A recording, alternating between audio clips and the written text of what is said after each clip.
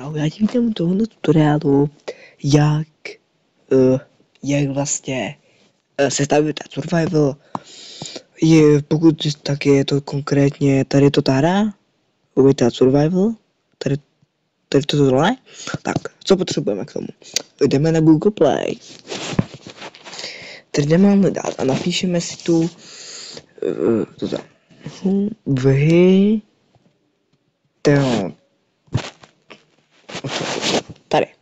tady toto. Přesně tady toto. Tady si můžeme přečíst něco o tom potom. To se uděláš, dáš nainstalovat. Počkej, než si to stáhne. Dáš tlačítko hrát. Ti všechno ukážu, co musíš udělat k tomu, abys nám mohla pomoct. Tak, počkáme chvilinku. Nezabere to moc času. Tak. Už to máme načítaný.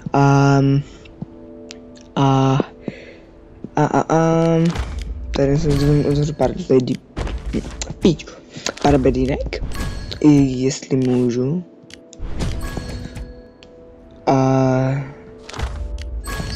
Tak. Co k tomu potřebuješ? Klikneš tady nahoře. Tady úplně nahoře. Jak máš nad tím, tak na to klikneš. Tady jdeš settings, charakter, klikni v charakter. Tady do toho napiš 2075. Takhle. Já už tady mám 2 účty, můžeš mít 2, takže si potom je záložní, ale pak udělám ten hlavní účet prvního. Tak založíš si účet, projedeš normálně tutoriál, jo. A musíš mít level 7 do toho, takže jakoby musíš mít level 7 a když budeš mít level 7, já ti budu případně pomáhat. Pokud chceš s něčím pomoct, tak mi napiš. Tohle ode mě zatím všechno. Doufám, že se ti hra bude líbit a takže jsem ti pomohl, tak ahoj.